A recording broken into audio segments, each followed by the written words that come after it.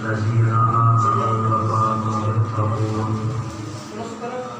آمنوا بالله صدق الله مولانا العظيم إن الله وملائكته يصلون على النبي يا أيها الذين آمنوا صلوا عليه وسلموا تسليما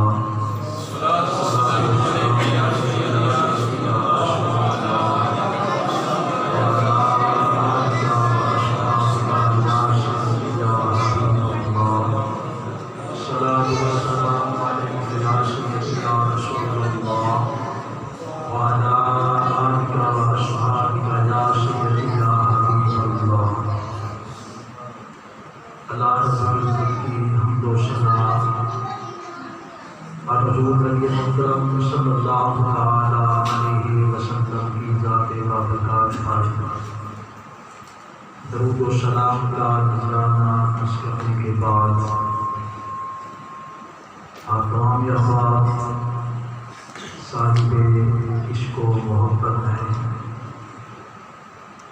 اگر اسماء کرام لیے جائیں تو اتنا وقت نہیں، علماء کرام بھی ہیں، حفاظ کرام بھی ہیں، شراحان مصطفیٰ بھی ہیں، اللہ آپ سب کو سلامت رکھے۔ پروردگار عالم جل وجلہ الکریم نے قرآن مجید والفرقان حمید میں اپنے اولیاء کا، اپنے دوستوں کا تذکرہ بیان فرمایا۔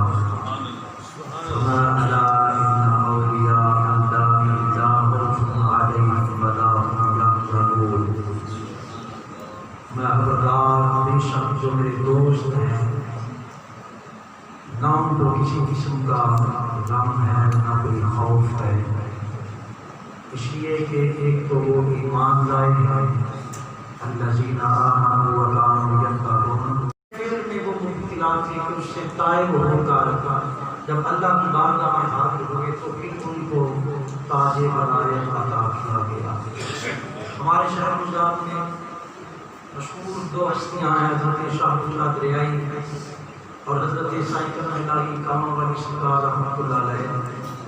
حضرت سائیں کرم الہی صاحب رحمۃ اللہ علیہ دنیا میں تشریف نہیں لائے تھے، تو ان کے بارے میں یہ ہے کہ ان کے دروازے پر امام بھیک مانگنے والے آتے ہیں، وہ بھی سارے جیسے نہیں ہوتے، کسی نے بھیش بدلا ہوتا ہے، کوئی کسی کے حکم کی پابندی کرتے ہوئے یہ بھیک مانگ رہا ہے، ہاتھ پھیلا رہا ہے۔ ابھی سائیں کرم الہی صاحب رحمۃ اللہ علیہ دنیا میں نہ آئے تھے کہ آپ کے والدین کے دروازے پر ایک فقیر آ گیا، آپ کے والد صاحب باہر آئے تو اس نے دیکھتے ہی فرمایا کہ عنقریب اللہ تجھے ایک بیٹا عطا فرما رہا ہے، اور وہ بچہ عام بچوں جیسا نہیں ہوگا، اس کا مقام ایک الگ ہوگا، وہ ایک ولی کامل ہوگا، لیکن یہ آپ کے آنے سے چند ماہ پہلے کی بات تھا۔ حضور غوث اعظم رضی اللہ تعالیٰ عنہ ابھی دنیا میں تشریف نہیں لائے تھے، تو آپ کے تشریف لانے سے پہلے جو آپ کے مشاہد اعظام ہیں حضرت جنید بغدادی رحمۃ اللہ علیہ اور حضرت ابو الحسن حقانی رحمۃ اللہ علیہ، ان جیسے اولیاء کی بشارت دیتے رہے ہیں کہ عنقریب محی الدین سید عبد القادر جیلانی رضی اللہ تعالی عنہ اس دنیا میں تشریف لائیں گے جو دین کو زندہ کرے۔ یہاں ایک بات اور عرض کرتا ہوں، صحیح ابو داؤد شریف کی حدیث جلد نمبر 3 اور روایت نمبر 4291، اس میں میرے آقا علیہ الصلوۃ والسلام نے ارشاد فرمایا کہ اللہ تعالیٰ ہر 100 سال کے بعد اپنا ایک خاص مقبول بندہ دنیا میں بھیجتا ہے۔ یہ سیاستہ کی حدیث ہے، ایک دوسری حدیث ہے وہ سیاستہ کی حدیث نہیں، سیاستہ میں اس کا ذکر نہیں، لیکن اس کی روایت یہ ملتی ہے میرے آقا علیہ الصلوۃ والسلام نے ارشاد فرمایا کہ میری امت میں اللہ 1000 سال کے بعد ایک تجدید کرنے والا اپنا خاص بندہ معبود فرمائے، اور وہ آپ کی بشارت جو ہے وہ حضرت مجدد الفسانی رحمۃ اللہ علیہ۔ اور اگر ایک روایت میں یہ بھی آتا ہے میرے آقا علیہ الصلوۃ والسلام نے ارشاد فرمایا کہ میری امت کے لیے 500 سال کے لیے خیر ہے، 500 سال کے لیے. پھر دوسری روایت میں ارشاد فرمایا کہ میری امت کے لیے 1000 سال کے لیے خواہش ہے. 500 سال گزرے تو تابعین نے آ کر فتنہ برپا کر دیا، لیکن مختصر انداز میں یہ نہیں عرض کرنا چاہتا. اور جب 1000 سال گزرے تو سید حضرت مجدد ثانی رحمۃ اللہ علیہ دنیا میں تشریف لائے، لیکن آپ کے آنے سے قبل 8ویں صدی ہجری ہے. اس ہجری میں سلطان فیروز شاہ تغلق یہ بادشاہ تھا، کیونکہ ہندوستان ہی تھا، پاکستان کا وجود تو نہیں تھا. اس بادشاہ نے پنجاب سے دہلی میں کچھ مال کچھ خزانہ بھیجنا چاہا، تو جن لوگوں کا قافلہ تیار کیا ان میں حضرت حمید الدین ولی کامل شامل تھے، ان میں حضرت ابو علی قلندر رحمۃ اللہ علیہ شامل تھے، ان میں حضرت امام رفیع الدین شامل تھے.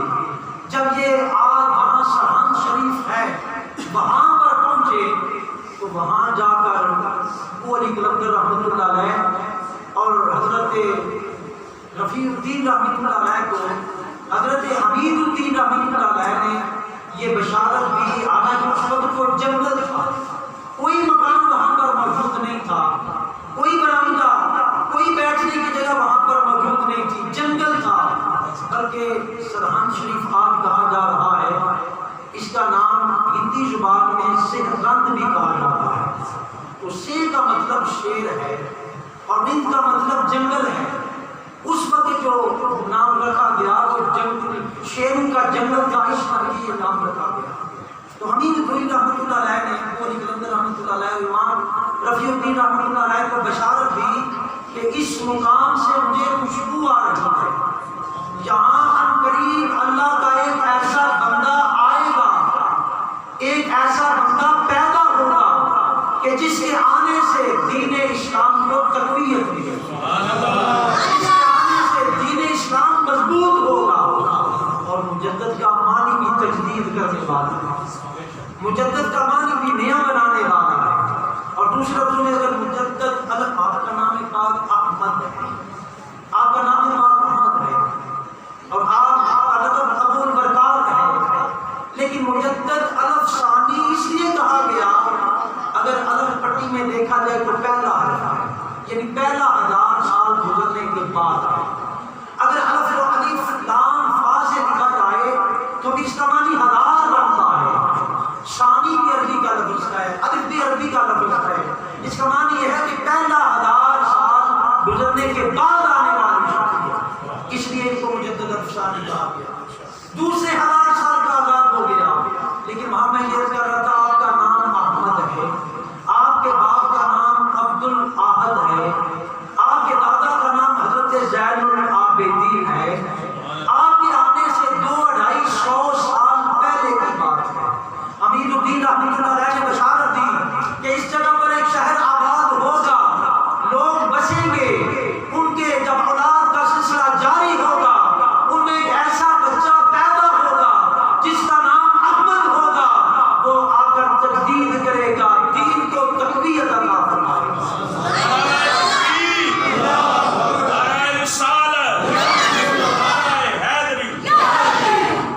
یہ بشارت دینے والے حضرت حمید الدین رحمۃ اللہ علیہ ہیں. اور سلطان فیروز شاہ تغلق جو اس وقت بادشاہ تھا، یہ اچ شریف والے جلال الدین بخاری رحمۃ اللہ علیہ کا مرید تھا. جلال الدین بخاری رحمۃ اللہ علیہ نے سلطان فیروز شاہ کو حکم دیا کہ اس جگہ پر شہر آباد کیا جائے. حمید الدین رحمۃ اللہ علیہ نے کہا کہ اس جگہ پر شہر آباد کیا جائے. یہ مجدد ثانی رحمۃ اللہ علیہ کے تشریف لانے سے کم و بیش 250 سال پہلے کا واقعہ ہے.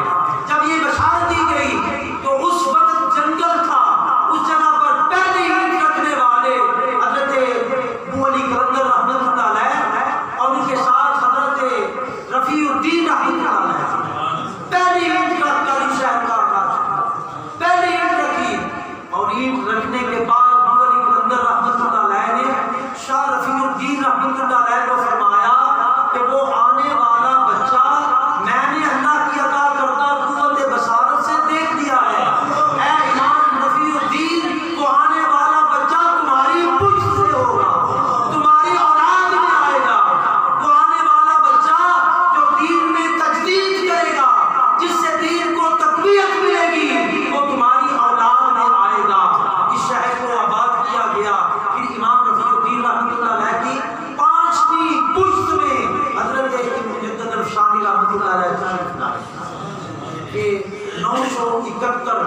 ہجری کا واقعہ ہے۔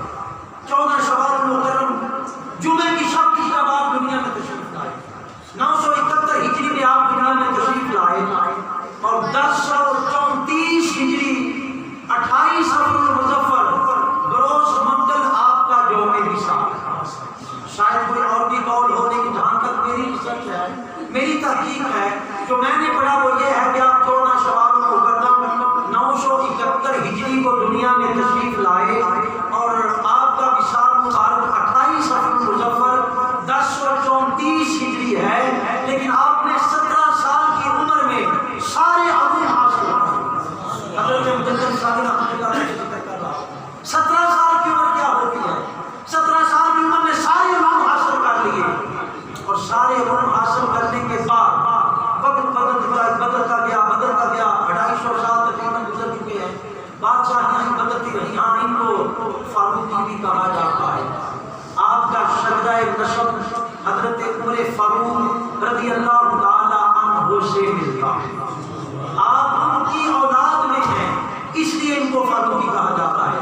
بلکہ شجاع نام کے اندر پڑھتے ہیں کہ میرے آقا علیہ الصلوۃ والسلام نے رب ذوالجلال کی بارگاہ میں دعا کیا، مولا ایک عمر عطا فرما دے، تو آپ چاہتے تھے کہ عمر بن خطاب مل جائے۔ اس وقت عمر بن خطاب سے اسلام کو تقویت ملے گی، اور 1000 سال گزرنے کے بعد ان کی اولاد میں شیخ احمد مجدد الافسانی دنیا میں آئیں گے، پھر ان کی آنے سے دین کو تقویت ملے گی۔ میرے آقا علیہ الصلوۃ والسلام نے اس لیے دعا فرمائی۔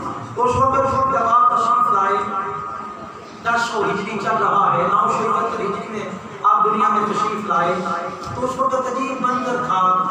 عجیب منظر یہ تھا، جلال الدین اکبر بادشاہ تھا، اور جلال الدین اکبر کے بارے میں یہ ذکر ملتا ہے کہ جب وہ مسجد نشین ہوا، اس کے دل میں خیال آ گیا، میں اب یہ کرنے لگا ہوں کہ آپ نے دین میں تجدید کیسے کی، آپ مجدد کیسے بنے۔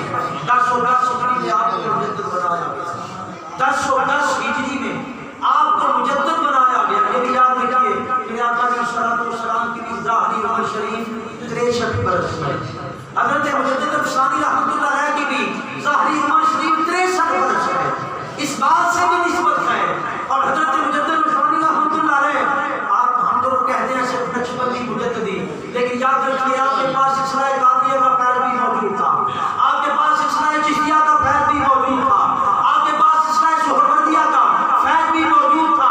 غوث اعظم رضی اللہ تعالی عنہ، آپ جب دنیا میں تشریف لائے، ایک دن حالت مراقبہ میں ہیں، اور مراقبہ میں دیکھا کہ چاروں سمت نور ہی نور چھا گیا، ہر سمت روشنی آ گئی۔ اس روشنی میں سے کچھ پہلے آنے والے اولیاء اعظام روشنی حاصل کر رہے ہیں، کچھ بعد میں آنے والے اولیاء اعظام روشنی حاصل کر رہے ہیں۔ تو عبد القادر جیلانی رحمۃ اللہ علیہ رضی اللہ تعالیٰ عنہ، آپ نے ذرا تعجب کیا، تو الہام کیا گیا، غیب سے آواز آئی، عبد القادر جیلانی اس روشنی کو دیکھ کر تعجب نہ کر، یہ روشنی تمہارے 500 سال بعد مجدد الافسانی رحمۃ اللہ علیہ، جن کا نام احمد ہوگا، وہ دنیا میں تشریف لائیں گے، یہ ان کے آنے کی نشانی ہے، ان کے آنے سے اس طرح روشنی ہوگی، اس طرح اولیاء کرام سے فیض و برکات حاصل کریں گے۔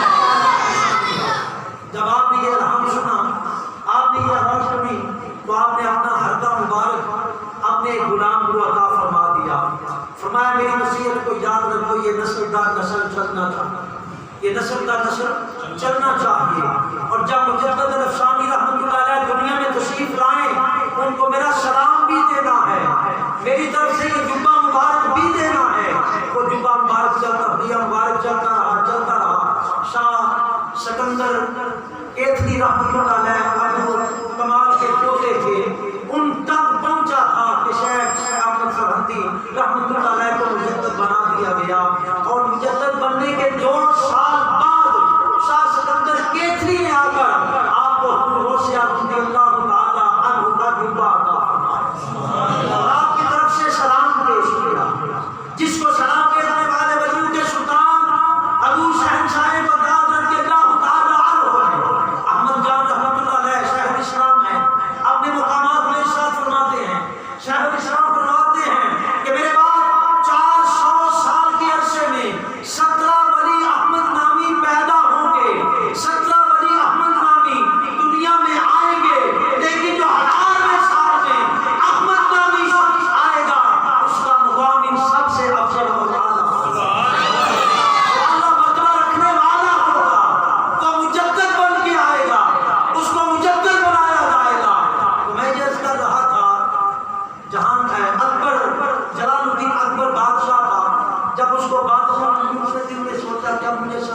چلی گئی، اب یہ میری اور میری اولاد میں کہیں دوسرے کے ہاتھ میں نہ جائے۔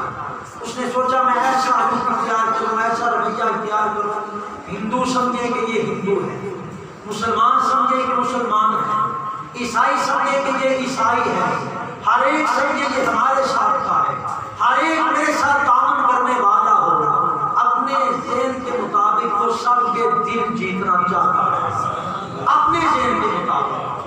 بندے کے دل میں کچھ اور ہوتا ہے، اللہ کچھ اور فرمانا چاہتا ہے، اللہ کچھ اور کرنا چاہتا ہے۔ لیکن یہ مجدد اعظم مجدد رفسانی رحمت اللہ علیہ کی تجدید کا سبب بنا۔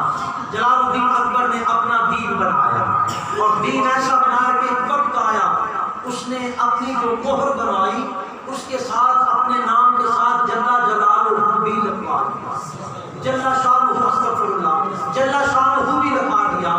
جلال الدین اکبر بادشاہ ہے، اب یہ دین اکبری کا راج کر رہا ہے۔ اس نے قانون بنا دیا اور اس طرح کے قانون بنایا کہ بعد جماعت نماز پڑھنے کو ممنوع قرار دے دیا، اکیلے نماز پڑھ سکتے ہیں، بعد جماعت نماز نہیں پڑھ سکتے، گائے کے ذبیحہ سے منع کر دیا گیا، اپنے آپ کو اس نے سجدہ کروانا شروع کر دیا۔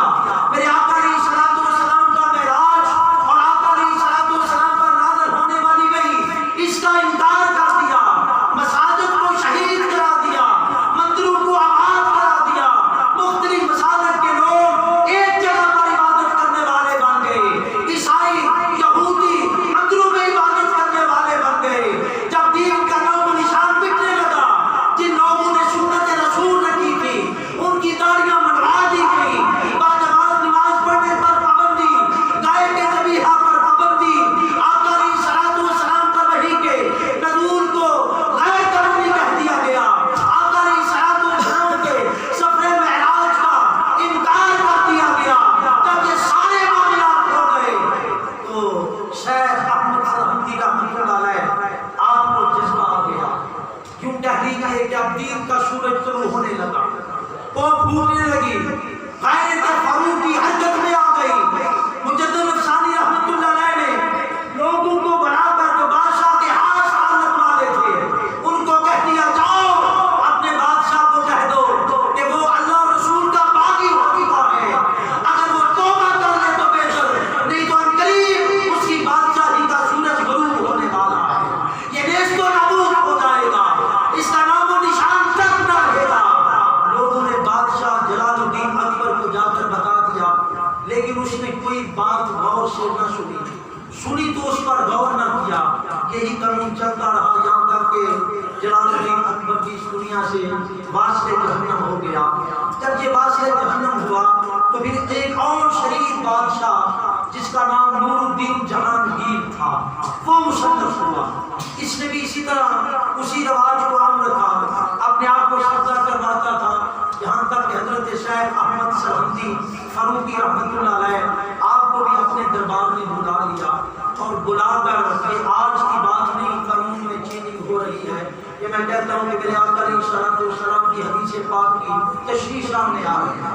ہر 100 سال بعد ایک اللہ کا خاص بندہ دنیا میں آتا ہے اور ہر 1000 سال بعد ایک اللہ کا خاص بندہ دنیا میں آتا ہے۔ شیخ احمد سرہندی رحمۃ اللہ علیہ نے جب یہ دیکھا تو نور الدین جہانگیر نے آپ کو اپنے دربار میں بلا لیا۔ آپ اس کے دربار میں آ گئے، اس نے کہا سجدہ کرو، آپ نے کہا نہیں میں سجدہ نہیں کر سکتا۔ یہ جبین جو اللہ کی بارگاہ میں جھک رہی ہے یہ کسی غیر کے آگے نہیں جھکے گی، یہ صرف اللہ کے آگے جھکے گی، اس غیر اللہ کے آگے نہیں جھکے گی۔ بادشاہ کو بڑا جلال آیا، نور الدین جہانگیر کو بڑا جلال آیا۔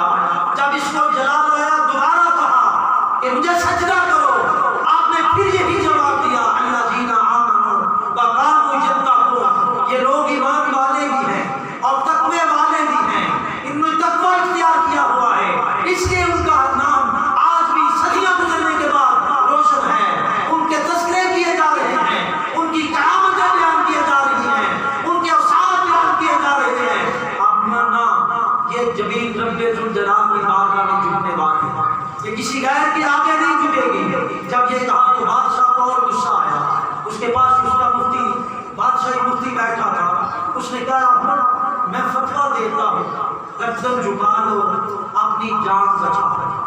کیا گردن جھکا لو اپنی جان بچا لو. تو مجدد الافشانی رحمۃ اللہ علیہ نے بڑے خوبصورت انداز میں کہا، فرمایا مفتی صاحب یہ آپ کا فتویٰ ہے، میں نہیں جھکتا، یہ میرا تقویٰ ہے، میں نے نہیں جھکنا اس کے آگے، یہ میرا تقویٰ ہے. الذین آمنوا وقاموا یتقون، ایک تو یہ ایمان لائے ہیں، دوسرا انہوں نے تقویٰ اختیار کیا ہے. مفتی کہتا ہے گردن جھکا لو اپنی جان بچا لو.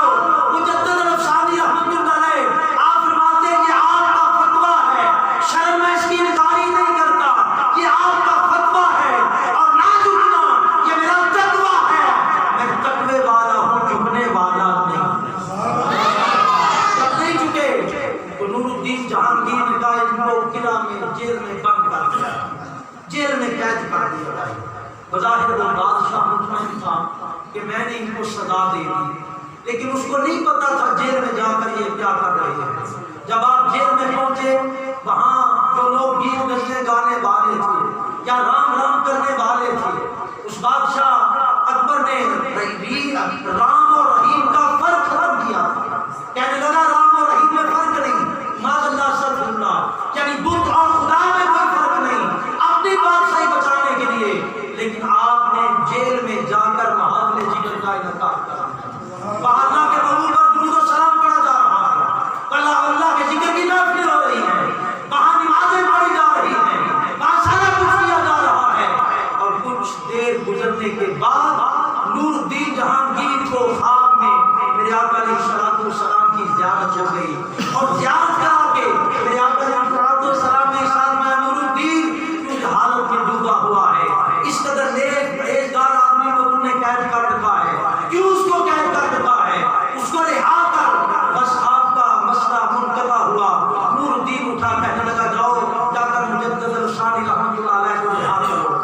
جب مجد معظم اس کے غلام گئے آپ کو رہا کرنا چاہا، آپ کا خبردار میں اس طرح رہا نہیں ہوں گا، میں جیل سے باہر نہیں ہوں گا، میں کچھ شرطیں پیش کروں گا، اگر ان پر غور کیا جائے ان کو مانا جائے پھر جیل سے باہر ہوں گا. اور وہ شرطیں کیا تھی؟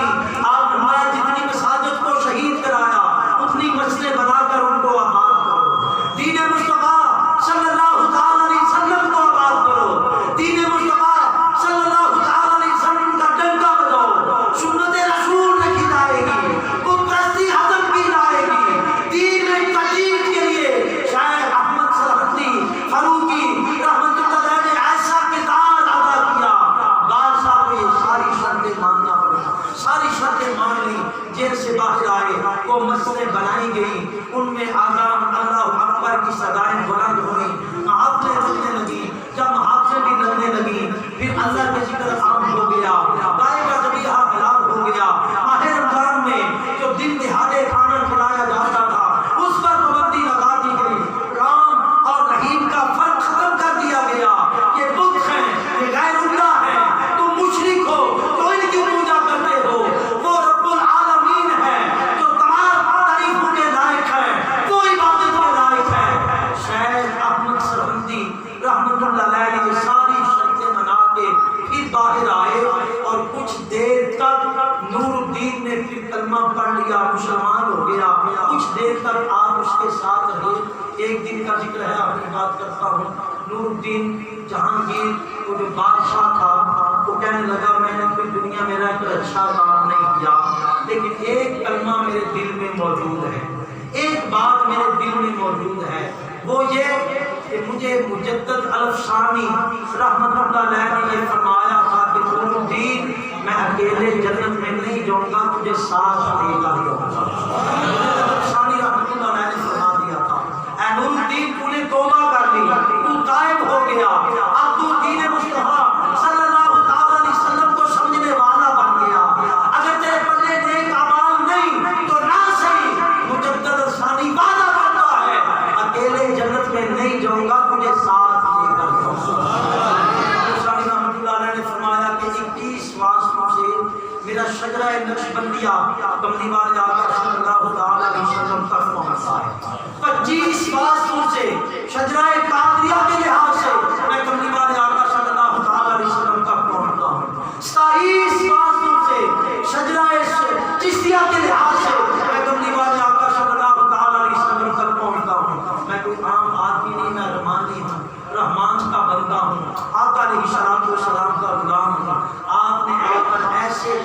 وقت میں جس طرح آج دین کی باتیں کرنے والے علماء کو پکڑا جا رہا ہے، پھر ان کو وہ آئینے منوائی جاتی ہیں کہ تو فلاں کی مخالفت نہیں کرے گا، کچھ فلاں کو نہیں کہنا کہ تو بھی مخالفت نہ کر، بس علماء کرام کو پکڑا جا رہا ہے، ان پر تشدد کیا جا رہا ہے کہ آج بھی ایسا ماحول چل رہا ہے، لیکن کلمہ گوئی جاری ہے، اذانیں ہو رہی ہیں، نمازیں پڑھی جا رہی ہیں۔ اس وقت ان سارے اعمال پر پابندی تھی، مجدد الفشانی رحمۃ اللہ علیہ نے آ کر یہ ساری پابندیاں ختم کرا کے دین کو نئے سرے سے پروان چڑھا دیا، اس میں تجدید کر دی۔